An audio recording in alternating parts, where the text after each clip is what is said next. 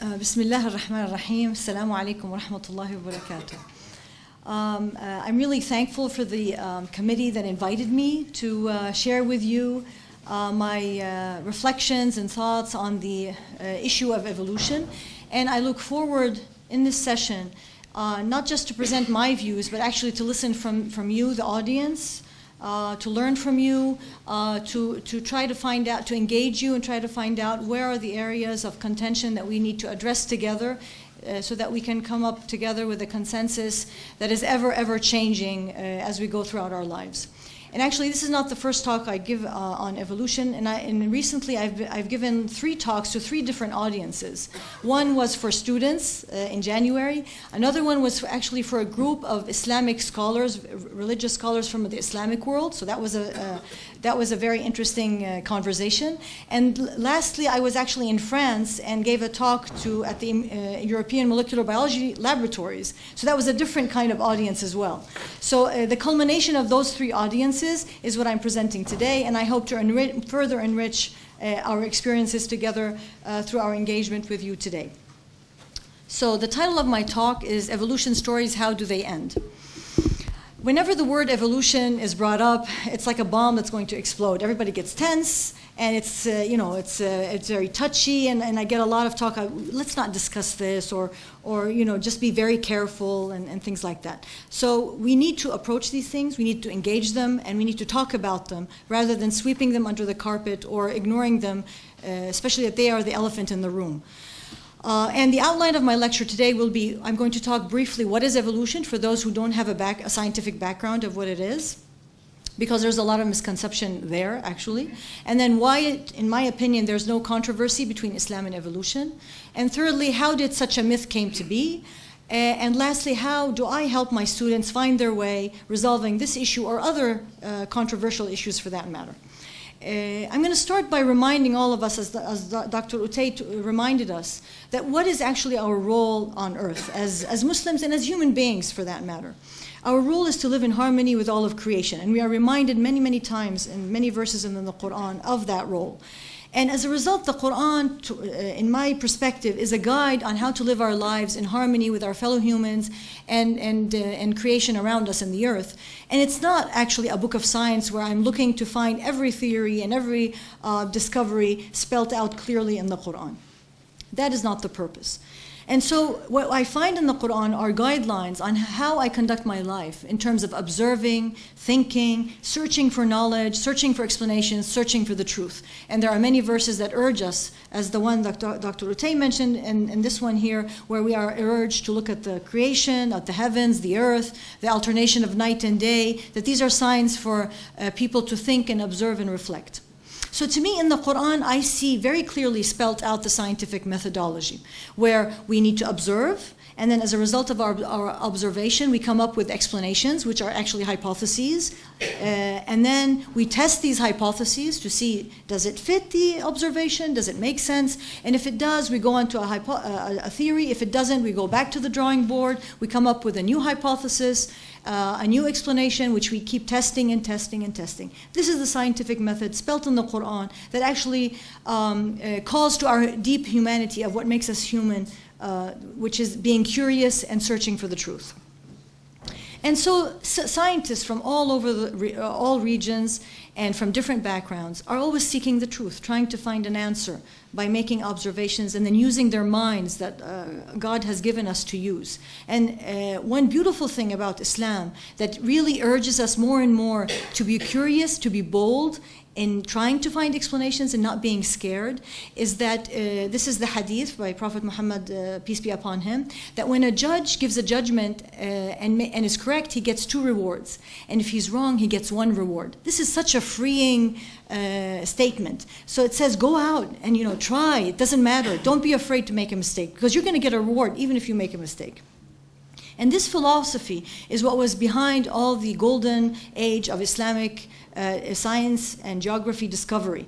And as Khalifa al-Ma'mun in the 9th century so famously stated, that reason and faith can coexist, and that by fully opening the mind and unleashing human creativity, many wonders, including peace, are possible. And so that was the roadmap on which scientists during that era were able to discover and explore. So in the spirit of exploring, in the spirit of seeking the truth, our role is to observe what is around us. And as I said, this role is not for only a certain type of people or a group of people. This is for all humanity. So Darwin, as a human, as a scientist, who was very curious about what was going on around him, made observations that led him to come up with the theory of evolution or the theory of natural selection that would explain or give a mechanism on how the diversity of life emerged throughout the millions of years since the Earth came to be. So very briefly, I'm going to tell you what is the theory of evolution. And I want you to imagine with me, just for those who are not familiar with the theory, that if you look outside a window, if we have a window here, we can imagine there's a window, and outside, like, there's a field of trees. Any population of any living organism, and in this case a population of trees, these trees are not identical. There are certain variations among the trees. There are slight variations. It doesn't make them not trees anymore. Pine trees, for example, which are outside around the campus. And so these pine trees living in an environment, if, for example, there's a change in the environment, so for example, there's a heat wave, and the temperature is very high compared to average for a number of years. So what happens is that some of those trees will not be able to survive the heat. And because they can't survive, they will not be able to produce seeds. And so they will not be able to contribute to the next generation of trees in this particular field. And only the trees that have the trait that makes them survive in this extreme heat are the ones that can produce seeds that then can make up the next generation of trees.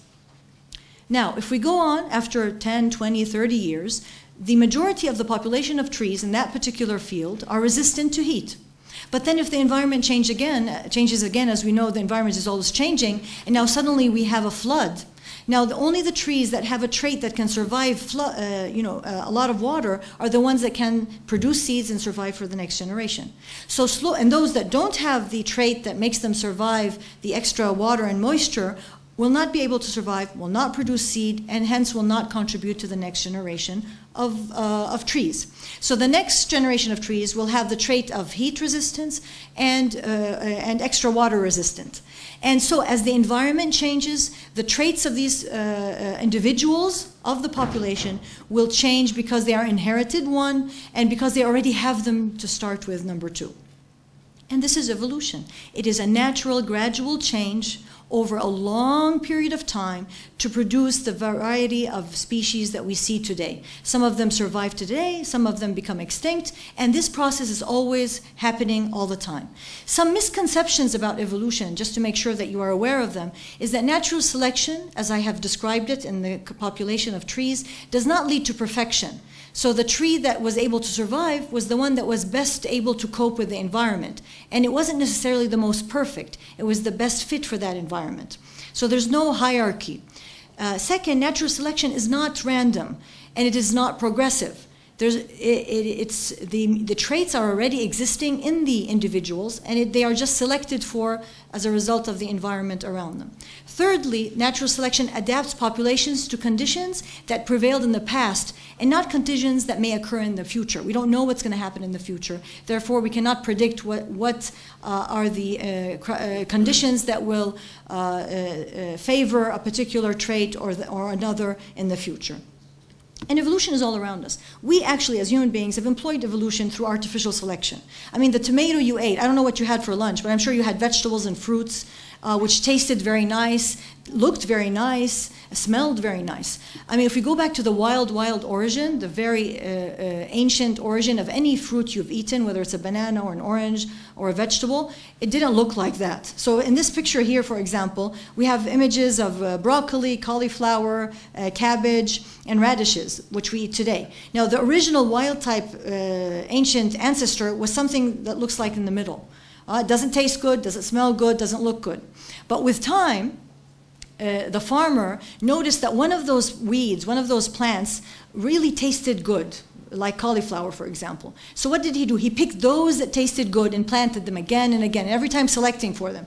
Or, for example, those that looked pink, like the radish. He kept picking only the pink ones and then planting them again. And every generation only picking the pink ones and planting them again. So eventually, the whole population became pink, became radish. Or it became like cauliflower, tastes good, and so on. So we actually employ natural selection artificially as farmers throughout millennia. And it's also happening today. When we develop vaccines for different viruses or drugs for different viruses. And in this example, we have the HIV virus. Anybody who has a virus, whatever it is, takes a drug.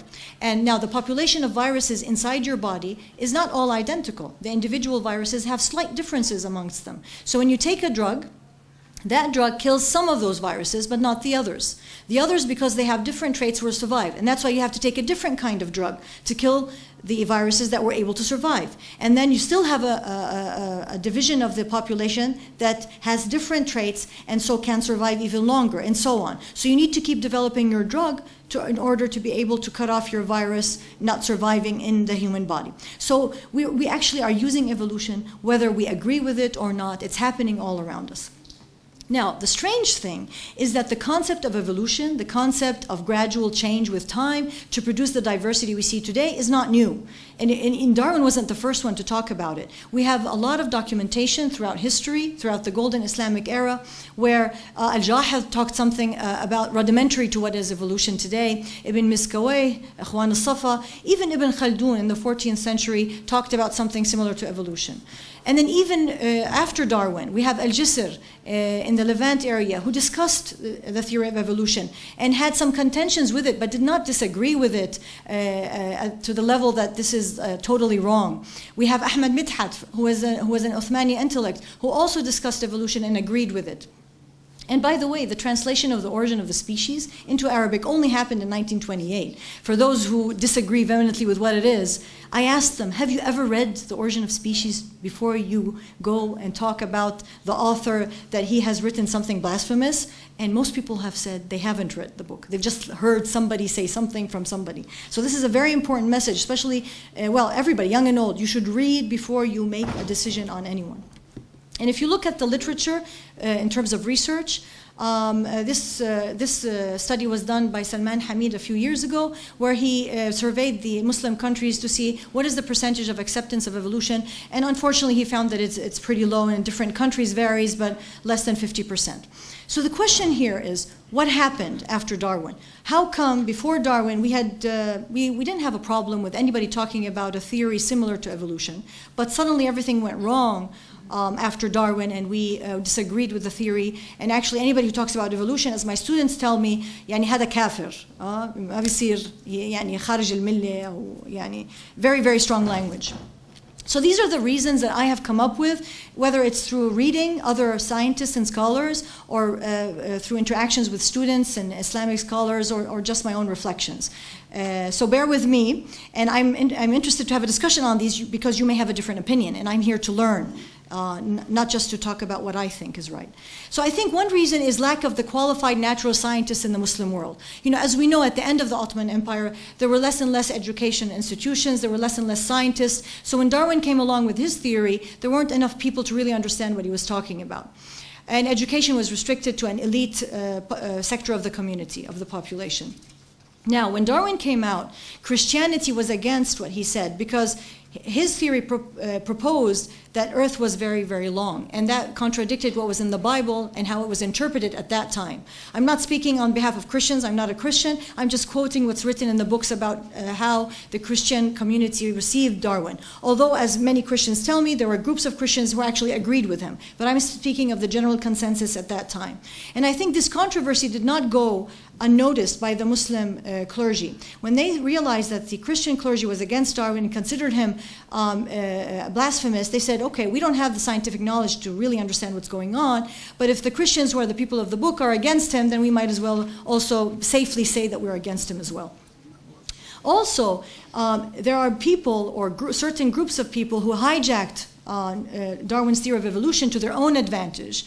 using it as a proof of concept or as an excuse for colonization, imperialization. So speaking of social evolution and hierarchy of different races. And so they used this when they started colonizing the different countries around the world, whether it's British colonization or Spanish or French or whatever. And so the people who were colonized, like us or most Muslim countries, indirectly they associated evolution, Darwin's ideas, with colonialism, imperialism, the West, atheism, materialism, racism, and everything else. So it all got put together in one big block. And so if you talk about evolution and Darwin, you're talking about all these bad things. So no, no, no. Also, what happened is that many Muslim, now we have a lot of Christian creationists who attack Darwin and have a lot of arguments that they use it against them, and Muslims have been using those arguments without really understanding the science behind them to support more and more their stand against Darwin. And these are not scientific, solid proof that one can actually use if one really goes deep and talks scientifically about them. And also, we must not forget, as in any era, in any group, in any religion, there are religious groups that hijack certain opinions for their own political advantage, to take advantage of it. And we can cite many examples around us. Now, my next contention, or trying to dispel the myth of why I don't believe there's a controversy between Islam and evolution, is focused on the second half of the 20th century. All the reasons I mentioned before are talking about before the 1950s. But after 1950s, I think this apparent or controversy kept going or was propagated. Because of a number of things. One is language and terminology. So when you get these surveys done by Westerners asking us, do you believe in creationism? All right? And when you translate it, creationism in English means something very different than it means in Arabic to us. So I could be a proponent and a defender of evolution as a fact, but I also believe that there's a creator. So if you ask me, am I a creationist? I'll tell you maybe yes. And so you'll put me down on the survey that I'm a creationist and so I'm against Darwin. So this misunderstanding in terminology, I think, is one of the reasons why we don't really understand, there's a misconception about this, the controversy. Because you may believe that there is a creator, and this does not contradict that the creator created a mechanism through which different organisms were able to evolve until their form that we know today. Misinterpretation of religious texts. Many of the verses that are used by people who attack evolution or don't or defend it use religious texts for their proof. And as we said, the Quran is not a book of science. It's a book to guide me how to talk and cooperate and deal with my fellow humans. And so a lot of people take the verses from the Quran and start finding interpretations to fit whatever scientific discovery they want to find. Now this is problematic because if the scientific discovery changes, and they do, you have to again reinterpret the Quran. So it puts the Quran in a very weak position rather than keeping it unique and not up for, everybody comes and makes their own interpretation. And I think the core issue, especially after the 1950s or the second half of the 20th century, is the lack of freedom. I mean, we were under colonial powers, and then we were under dictatorships, and so there's a lack of freedom, a lack of questioning, a lack of curiosity, a lack of challenging those in authority, and this filtered down to the level of the schoolroom, the home, and the family. And so, therefore, anybody who wants to question whatever clergy or whatever person in authority claims is silenced. And so this myth of that there's a controversy between Islam and evolution kept going. Also, lack of understanding of Islam.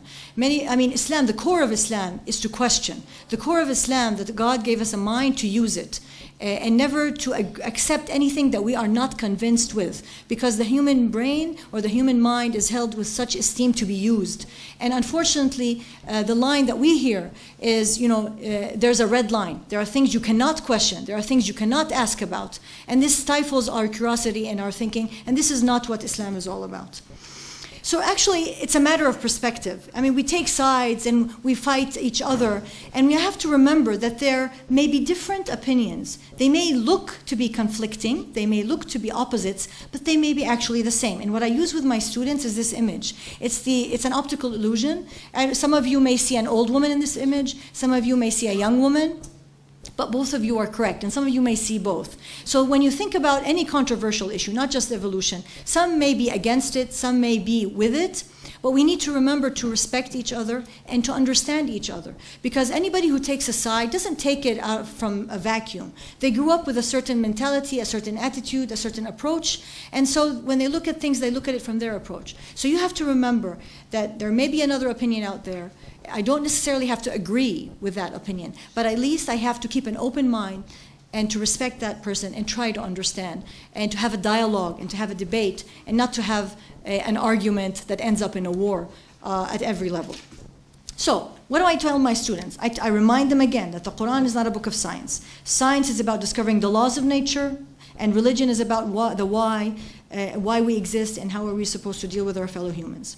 The second thing I remind them that in order to understand our role in life, or in order to understand anything around us, in Islam we have to refer to the Quran, we refer to the Hadith, and then we refer to the Ijma' and to the Ijtihad. We have not been doing ijtihad properly as we should have for a long, long time. And ijtihad is about groups of scholars who come together, who try to understand what this verse means, what this hadith means, how do I deal with this issue in the light of the discoveries, in the light of the circumstances we are living today, not in the light of what happened or what were the conditions 1,000 years ago. And I think one call here is to open this door, the door of ijtihad again, and let everybody be out there to have a diversity of opinion, because that's the beauty about Islam. It's the diversity of opinions. It doesn't necessarily mean one is right and one is wrong. It's about the journey of discovery. And so I want to, although I say this to my students, many of my students come back with a verse from the Quran and demanding proof, demanding evidence. So sometimes they drag me to go back to the Quran and show them some evidence from a verse. So I don't like to do this, but I'm just putting it up for those in case it makes people feel better or good about evolution in the Quran. So this is a verse in the Quran.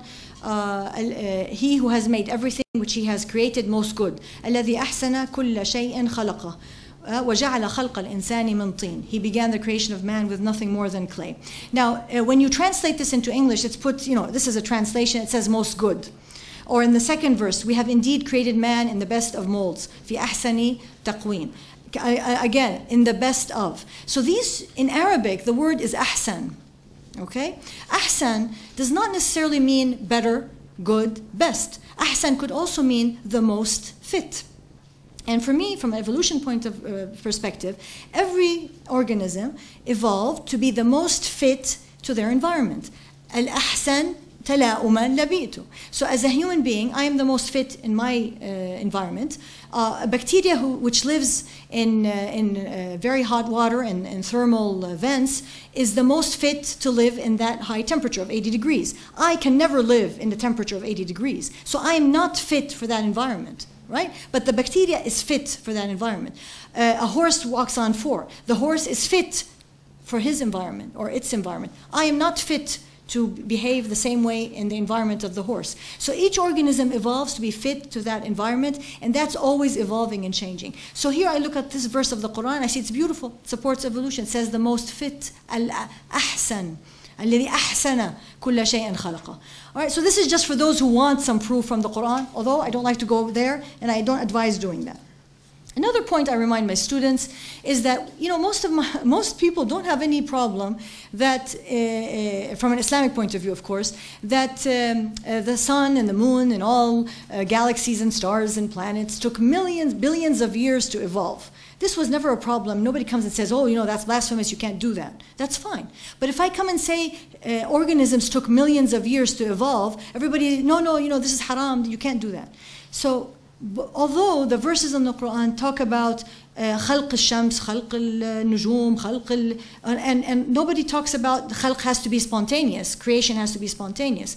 But when I say خلق الإنسان or خلق الكائنات, it has to be spontaneous, and I cannot say that it took millions of years.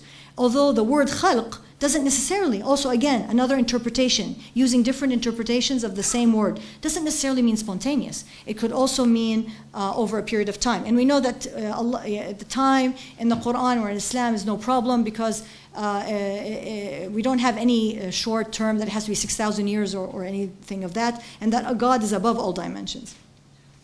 And if we look one of the things that I realized is what people blame Darwin, not only that he talked about evolution and the evolution of different species, they keep saying that he denied the existence of God, and that if you believe in evolution, you're denying the existence of God.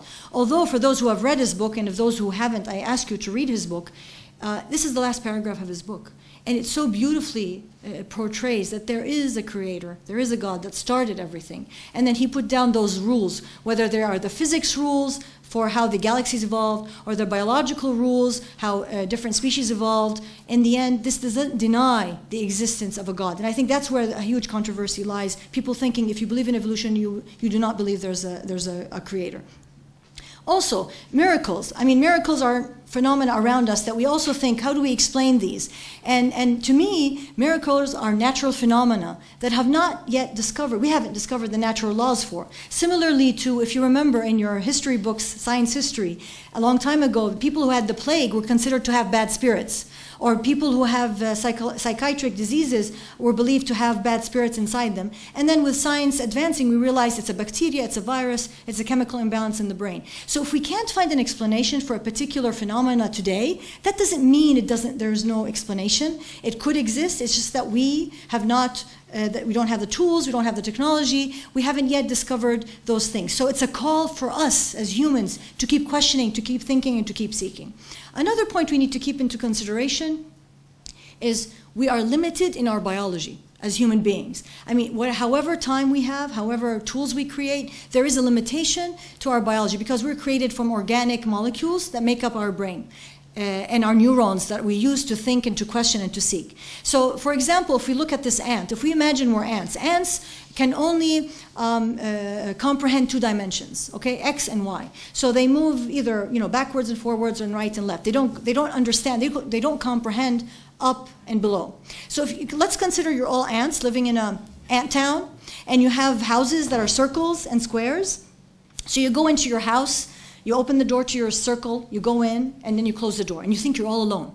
And then suddenly, imagine there's a ball, a sphere, bouncing down into the middle of your house. What do you think? That this ball appeared from nowhere, because you cannot comprehend there's a up, right? So you see something suddenly appearing in two dimensions that actually increases in size, and then when it bounces back up, it decreases in size and disappears. So what do you think? Oh my gosh, شو هاد miracle, معجزة, natural, metaphysical. But we know there's a physical explanation. But you could sit with that ant for millennia trying to explain to the ant that there's a third dimension and it won't comprehend it. Similarly, we need to be humble and aware that we live in multiple dimensions and we are limited by our biology, just like the ant is, that there are certain things we will never comprehend probably. But we should keep on seeking. So to conclude, from my perspective, I don't think there's a contradiction at all with science and Islam, or in that matter for evolution and Islam.